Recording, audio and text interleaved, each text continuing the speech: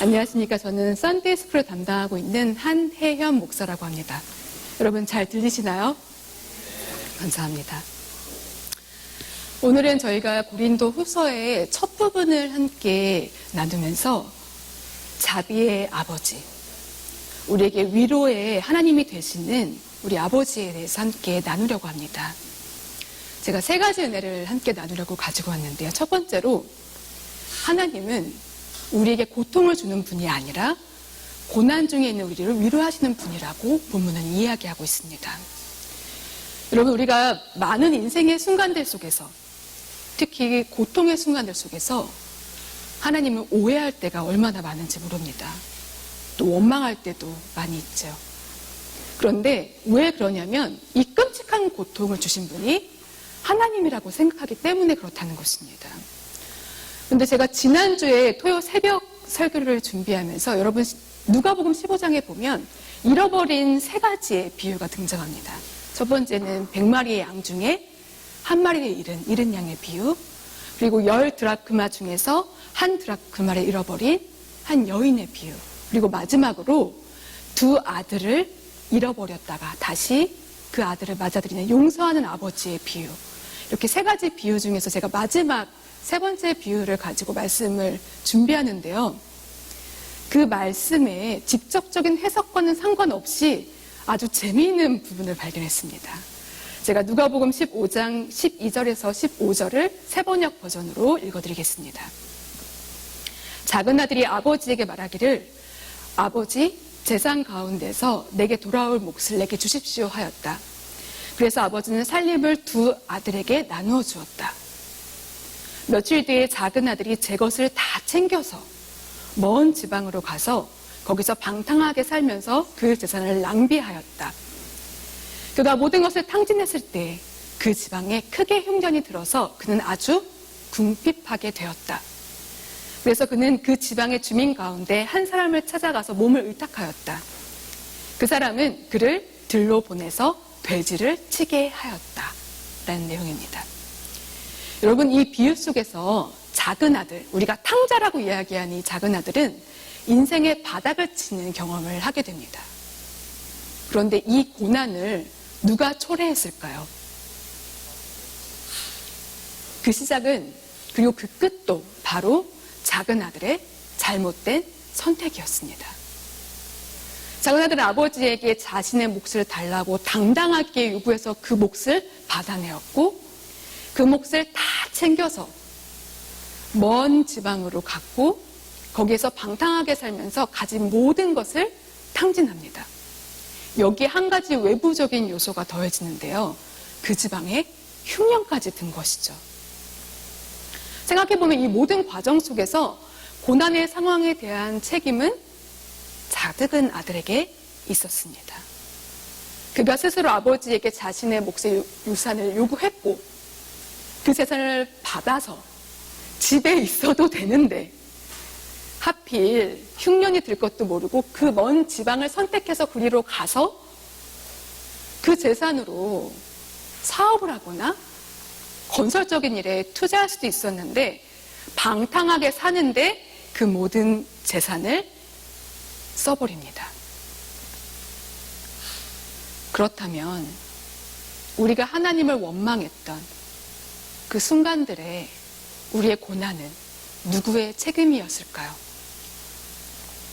물론 구약에서 이야기하는 대로 또 우리가 흔히 생각하는 대로 하나님께서 그 백성을 바른 길로 돌이키기 위해서 주시는 고난도 분명히 존재합니다. 또는 아담과 하와처럼 또 오늘 이 비유 속의 작은 아들처럼 우리에게 선물로 주신 자유의지를 잘못 사용해서 잘못된 선택으로 인해 오는 고난도 분명히 있습니다. 그리고 홀로코스트나 일제시대에 우리 민족이 당했던 것처럼 인간 안에 존재하는 악함이 우리를 고난 속에 빠뜨리기도 합니다. 그런데 현대에 이르러서 우리가 일상적으로 당하는 많은 고난들은 실은 세 번째의 경우가 가장 많다는 것이죠. 여러분, 트라우마에 대해서 들어보신 적 있으십니까? 심리적 외상이라고 이야기하는 트라우마에 대한 연구가 최근에 신학적으로도 굉장히 활발하게 이루어지고 있고 저희 학교에서도 관련된 수업들이 많이 개설이 돼서 제가 수강을 하고 있는데요. 트라우마에 관련된 수업을 들으면 빠지지 않고 등장하는 텍스트북이 있습니다. 그것은 하버드 의과대학 정신의학과 교수인 주디스 헐먼이라는 사람이 쓴 트라우마 앤 리커버리라는 책입니다. 트라우마와 회복이라는 제목이죠. 그런데 그 책의 7페이지에 이런 구절이 등장합니다. 심리적인 트라우마를 연구한다는 것은 세계 안에 존재하는 인간의 연약함과 함께 인간 본성에 존재하는 악의 가능성을 직면하는 것이다. 이 헐먼이 얘기한 대로 우리의 인생을 송두리째 흔드는 심리적인 외상, 트라우마와 관련된 고통들은 우리의 연약함과 인간의 본성에 존재하는 악의 가능성에 의해서 형성되는 경우가 가장 많습니다. 다시 말해서 가해자의 악한 본성과 피해자의 연약함이 만나면 고통과 고난이 형성되는 것이죠. 여러분, 우리가 현대사회에서 직면하는 여러 가지 폭력들이 특히 이런 이유로 형성되는 경우가 많습니다. 그런데 왜 우리는 이 모든 것을 하나님의 탓으로 돌리고 고난 가운데서 먼저 하나님을 원망하는 것일까요? 이것은 두 가지 이유가 있습니다. 첫 번째는 구약성서 속에서 유대교의 틀 안에 묘사된 무서운 하나님, 질책하시고 징벌하시는 하나님에 대한 이미지가 있기 때문에 그렇습니다. 그리고 두 번째로는 종교개혁을 이끌었고 장로교 신학의 근본이 되는 학자인 존 칼빈이 이야기한 예정설 그리고 신정론의 영향이 우리 안에 있기 때문에 그렇습니다. 칼빈은 하나님께서 이 세상의 모든 것을 결정하신다는 생각 아래 구원받을 사람조차 미리 정해져 있다고 생각했습니다. 그리고 그의 신학의 영향을 받은 개신교의 신도들은 우리의 고난 역시 모든 것을 결정하시는 하나님의 뜻이라고 쉽게 생각해버리게 된 것입니다. 여러분, 정말 그런가요? 작년 연말에 저희 어머니께서 이곳에 방문하실 예정이었습니다. 어머니와 저는 굉장히 기대하면서 기뻐하면서 그날만 손꼽아 기다렸고 저희 어머니가 오시면 갈 수 있는 좋은 여행지들과 좋은 레스토랑들을 제가 엄선해서 일정을 다 짜놓았습니다. 그리고 어머니가 좋아하실 만한 음식들을 사서 냉장고에 꽉꽉 채워 넣었습니다. 오랫동안 혼자 있다가 어머니가 1년 만에 이곳에 오신다고 하니까 그렇게 마음이 기쁠 수가 없었습니다. 그런데 이곳에 오시기 5일 전쯤에 어머니께서 산책을 하시다가 숨어있는 얼음판에 미끄러지시면서 그만 발목뼈가 부러지시고 말았습니다. 그날따라 신발도 운동화도 아닌 플랫슈즈를 신고 나오셨고 제가 부탁한 물건들을 사러 마트에 가야 한다는 생각 때문에 마음이 급해졌답니다. 그래서 함께 산책을 가자는 친구의 말을 거절하고 싶었는데 결국 거절하지 못하고 가셨다가 이런 일이 벌어지신 겁니다. 그래서 뼈에 철심을 받고 가장 두꺼운 뼈에는 철판까지 되는 큰 수술을 하셨습니다. 그리고 통증 때문에 며칠 동안 잠을 못 이루셨대요. 그러면서 어머니의 마음을 괴롭힌 한 가지 질문이 있었습니다. 하나님, 도대체 왜? 하나님, 하필이면 왜? 오늘? 결국 저는 어머니의 비행기표들을 임박한 날짜로 인해서 환불도 제대로 못 받고 다 취소해야 했고 어머니가 오실 것을 기대하며 준비했던 그 모든 것이 수포로 돌아가 버렸습니다. 그러면서 그렇게 오랫동안 인간의 고통에 대해서 공부하고 고통당한 자를 위한 하나님의 위로와 치료를 고민하던 시간들은 전혀 상관없이 제 안에도 하나님에 대한 원망이 자리 잡고 말았습니다. 하나님, 도대체 왜? 엄마가 너무 보고 싶은 겁니다. 이 냉장고에 있는 이 엄마가 좋아하시는 나는 안 좋아하는 이 음식들은 어떻게 할 것인가? 그리고 심지어 제가 하와이에 어머니랑 같이 가려고 비행기 티켓을 예약했는데 그 티켓은 환불이 하나도 안 되는 가장 저렴한 표였습니다. 지금 이 순간 여러분 가운데에도 같은 질문을 마음속에 품고 계신 분들이 계실 거라고 생각합니다. 그런데 오늘 본문 3절은 우리 하나님을 고통을 주시는 분이 아니라 자비의 아버지시요 모든 위로의 하나님이라고 고백하고 있습니다. 누가복음 15장에 용서하시는 아버지의 비유가 보여주듯이 하나님은 자신의 잘못된 선택으로 인해 고난 당하는 자녀까지 따뜻하게 안아주시고 위로해 주시는 분이라는 것입니다. 그 결정적인 증거가 무엇일까요? 그것은 바로 우리 예수님의 십자가입니다. 두 번째로 제가 함께 나누고 싶은 은혜는 예수님의 십자가 고난이 우리에게 구원과 함께 하나님의 위로를 전해주신다는 사실입니다. 여러분, 예수님의 십자가 하면 무엇이 생각나십니까? 우리의 죄를 사해 주시기 위해서 십자가를 지신 예수님. 우리를 죄에서 구원하시기 위해 우리의 죄값을 치르는 희생양으로 하나님과 인간 사이의 단절된 관계를 회복시키기 위해서 고통스러운 십자가 위에서 생명을 내어주신 분 예수님. 여기에서 우리의 생각은 멈춥니다.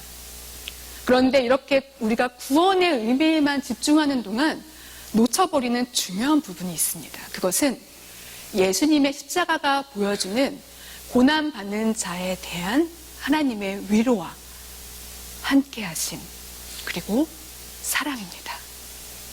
오늘 본문의 5절을 보면 이런 말씀이 있습니다. 그리스도의 고난이 우리에게 넘친 것 같이 우리가 받는 위로도 그리스도로 말미암아 넘치는도다. 우리가 고난 속에서 하나님을 원망하는 이유는 하나님의 고통을 주셨다고 오해하기 때문이기도 하지만 고통 속에 있는 우리를 방관하시는 듯한 하나님의 침묵 때문이기도 합니다. 그런데 우리에게 위로를 주는 대목이 있죠. 그것은 바로 십자가에 달리신 죽음을 앞두고 있던 예수님의 절규입니다. 마태복음과 마가복음의 비슷한 내용을 전하고 있는데요. 제가 마가복음 15장 34절의 말씀 여러분에게 읽어드리겠습니다. 3시에 예수께서 큰 소리로 부르짖으셨다. 엘로이 엘로이 라마 사박다니. 그것은 번역하면 나의 하나님 어찌하여 나를 버리셨습니까? 하는 뜻이다. 이 구절은 예수님 역시 십자가 위에서 하나님을 향한 원망의 마음을 품고 계셨음을 보여줍니다. 또한 성금요일에 일어난 예수님의 십자가 사건 후에 토요일은 철저한 하나님의 침묵의 시간이었습니다. 우리 복음서에는 전혀 기록되어 있지 않지만 토요일 날 하나님은 어떤 일을 하셨을까요?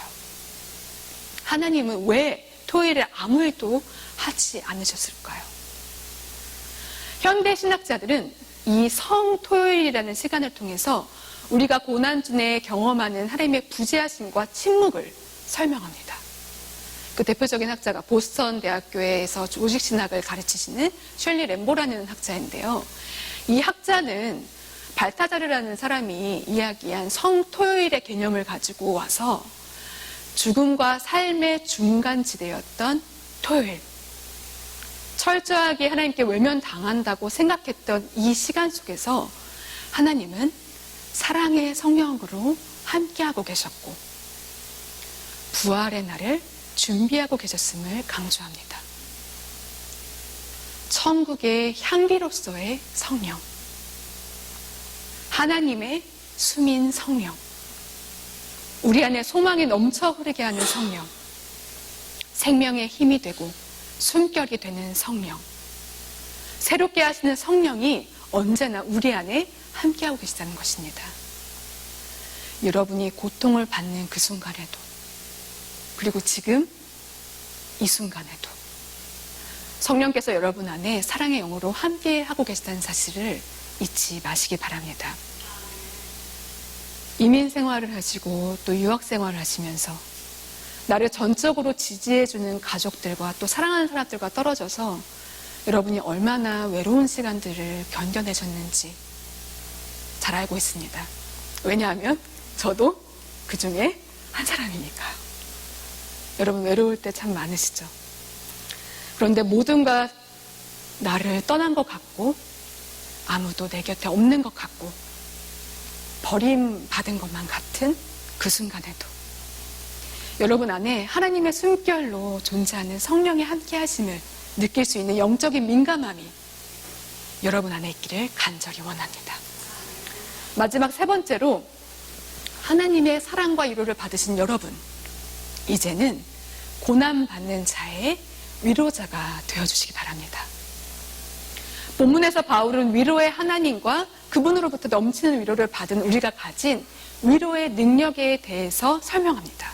제가 3절과 4절을 읽어드리겠습니다. 우리 주 예수 그리스도의 아버지이신 하나님을 찬양합니다. 그는 자비로우신 아버지시오, 온갖 위로를 주시는 하나님이시오, 온갖 환난 가운데에서 우리를 위로하여 주시는 분이십니다. 따라서 우리가 하나님께 받는 그 위로로 우리도 온갖 환난을 당하는 사람들을 위로할 수 있습니다. 여러분 정말 위로하는 삶을 살고 계신가요? 지난주에 여러분 얼마나 많은 사람들을 위로하셨나요? 여러분은 환난을 당하는 사람들, 고통의 시간을 보내고 있는 사람들의 위로자가 되어주시나요? 아니면 그들의 고통에 전혀 공감하지 못하는 사람, 나아가 그들을 비난하는 사람이 되는 경우가 많으신가요? 신영철 작가라는 사람이 쓴 책 중에 슬픔을 공부하는 슬픔이라는 책이 있습니다. 그 서두에 이런 구절이 있습니다. 타인의 슬픔에 대해 이제는 지겹다 라고 말하는 것은 참혹한 짓이다.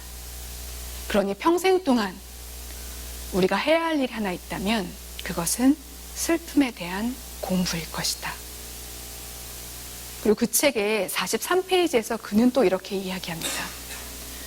당신의 고통이 나를 불편하게 한다는 말은 얼마나 잔인한가. 우리가 그렇게 잔인하다. 여러분 곁에 있는 고통받는 자들, 그들 곁에 만약 우리가 아니라 예수님이 계셨다면 어떤 말을 건네셨을까요? 또 그들을 위해서 무엇을 하셨을까요? 제가 최근에 썬데이스쿨에서 우리 아이들과 함께 나누고 있는 말씀이 바로 예수님의 사역에 대한 이야기입니다. 그런데 커리큘럼을 구성하고 설교를 준비하면서 제가 오히려 큰 은혜를 경험하고 있습니다. 예수님은 항상 고통받는 자의 친구셨고 치유자셨고 또 구원자셨습니다. 병든 자를 고쳐주셨고 죽은 자를 살려주셨고 배고픈 이들을 먹이셨고 소외된 자들의 친구가 되어주셨습니다.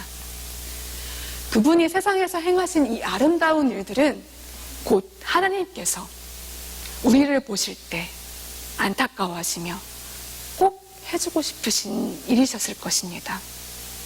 그래서 인간의 몸을 입고 이 땅에 오셔서 누가 뭐라든 상관없이 유대교의 종교 지도자들에게 비판을 받고 핍박을 받고 십자가에 달리시는 것까지 감수하면서 예수님은 우리를 향한 그분의 사랑을 그리고 하나님의 위로를 보여주셨습니다. 로마서 5장 8절에 이런 말씀이 있습니다. 그러나 우리가 아직 죄인 되었을 때 그리스도께서 우리를 위하여 죽으셨습니다. 이리하여 하나님께서는 우리들에 대한 자기의 사랑을 확증하셨습니다. 특히 복음서에는 예수님께서 구약시대 또 유대교가 가지고 있던 고난에 대한 잘못된 고정관념을 바로잡으시는 부분이 여러 번 등장하는데요. 그 중에 한 본문이 바로 요한복음 9장 1절에서 3절입니다. 제가 읽어드리겠습니다. 예수께서 가시다가 날 때부터 눈먼 사람을 보셨다. 제 아들이 예수에게 물었다. 예수님, 이 사람이 눈먼 사람으로 태어난 것이 누구의 죄 때문입니까? 이 사람의 죄입니까? 부모의 죄입니까? 예수께서 대답하셨다. 이 사람이 죄를 지은 것도 아니요 그의 부모가 죄를 지은 것도 아니다. 하나님께서 하시는 일들을 그에게서 드러내시려 하는 것이다.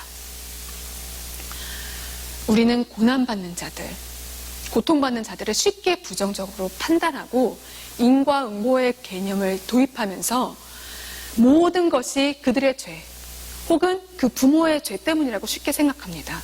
그리고 그들의 위로자가 되어주는 대신 고통받는 욥을 몰아세우면서 그의 죄를 다그쳐 물었던 친구들처럼 이 모든 고난의 원인을 피해자에게 돌려버립니다. 고난을 하나님께서 죄를 지은 사람들에게 주시는 벌이라고 생각하는 것이죠. 그렇게 우리는 마치 유대교의 종교 지도자들처럼 고통받는 자를 비난하거나 소외시키거나 그들을 위해 아무것도 하지 않는 것을 선택할 때가 얼마나 많은지 모릅니다. 우리가 그렇게 원망하고 또 떠올렸던 우리를 방관하시고 침묵하시는 듯한 하나님처럼 우리는 사람들의 고통에 침묵합니다. 공감하지 않습니다. 위로하지도 않습니다.